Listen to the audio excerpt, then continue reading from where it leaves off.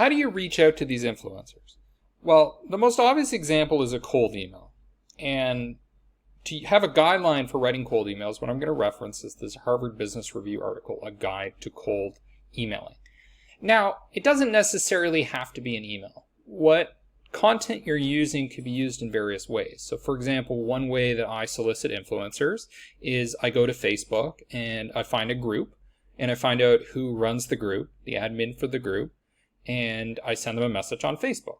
So I could go, for example, and look up dog training group on Facebook and approach it the same way that I would with cold email, only I'm using Facebook, or I'm using Instagram messaging, or I'm using a contact form, or whatever channel you have to reach the influencer. You can apply all of these concepts. So what are the key drivers of a successful cold email?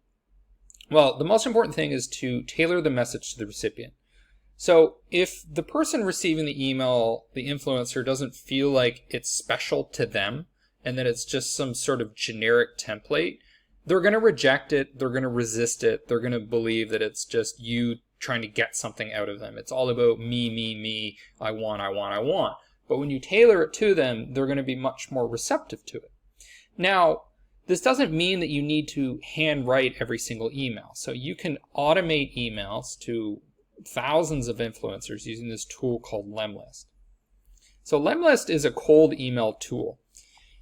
Now, when a lot of people send mass emails, they use tools like MailChimp, for example. And what happens when they use MailChimp or Marketo or whatever is most people don't actually end up responding to the email. Most people don't even end up opening the email. But with Lemlist, you often get open rates over 50%.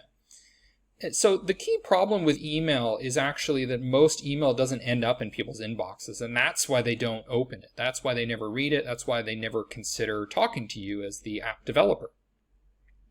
What Lemlist does is it has a number of procedures to help improve the deliverability of your email, which is usually the big challenge. The big challenge with open rates often is not the subject line of your email. It's just the fact that it's going to spam. So when you use a dedicated cold email tool like Lemlist, your performance goes up dramatically. And there are certain techniques you can use. So for example, when you send in a cold email through Lemlist, you don't start sending them right away. You go with this process called Lemwarm, which kind of warms up your email and prepares it to send cold emails. And then what you can do is you can automate a whole sequence. So there's the initial cold email to the influencer, and then there's another email that goes out maybe 6 days later, and then another email that perhaps goes out 2 weeks later, and you keep following up until you get a reply. But in the beginning, you're probably just going to go to Gmail or go to Outlook, and you're going to manually write the emails like this. And but later on, you can start doing it more in mass. And doing it in mass means there's some level of tailoring the message to the recipient, but what you end up doing is customizing it in ways that can appeal to the group of people. So for example, instead of saying, I checked out your dog training website, Cindy. I thought it was really cool. Here are some thoughts on it. What you might say is, we're doing this special offer for highly influential dog trainers. So the recipient knows that it's being sent to a group of people, but it's still been tailored to some extent to a small group of people. But the gold standard would be something that's highly tailored to that individual. So it would be like, hey, I see that you recently released a book on dog training. I'm a big fan of yours. Congratulations. I'd like to offer you this VIP account for my app. And I would also like to pay you $75 just to get your input. And that's a good way to kind of get your foot in the door. The second key thing here is you need to validate yourself. So a lot of good copywriters like Bob Bly will highlight that one of the most important things you need to do up front is sort of establish why you're credible and why somebody should pay attention. They don't want to just trust some random person that's sending them an email out of nowhere. So saying something like, my app has won the 2020 award, or maybe you can say like, hey, I've been in the dog training business for 10 years. I decided to develop this app. I've been following you for the past 3 years. blah, blah, blah, blah, blah. So give some sort of evidence that you're like a credible person rather than just a random person who's trying to get sales, who's trying to like extract something out of people. Okay, third thing is alleviate your audience's pain or give them something they want. So I think the easiest way to give people something that they want is just money. So if you look at the research on what influencers generally are looking for, it's monetary compensation. Often what I do to get my foot in the door is I just offer people gift cards. I say, here's a $100 Amazon gift card. Really love just to get your input on this idea or this app that's already been created. So what you're doing is you're getting the most influential people in the industry to have you in their mind and actually look at your product. Now, compensation to influencers doesn't have to be money. I mean, it could also be that the app just solves a problem for them. Like maybe there's some annoying part of dog training relating to scheduling and you've alleviated that. Maybe that's something they just inherently value. Keep it short, easy, and actionable. So a lot of cold emails sometimes are just provide way too much information that is irrelevant and kind of it's a little too self-centered. So what I would do is kind of focus on what you're offering them, kind of what the next step is. So usually when you send a cold email, the next step is just to get them to respond.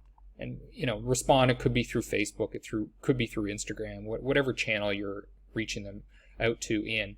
And you can also reach them through multiple channels. So if we look here, for example, this person's influential on Twitter, influential on Facebook and Instagram. So you could try all of the channels as well as the website.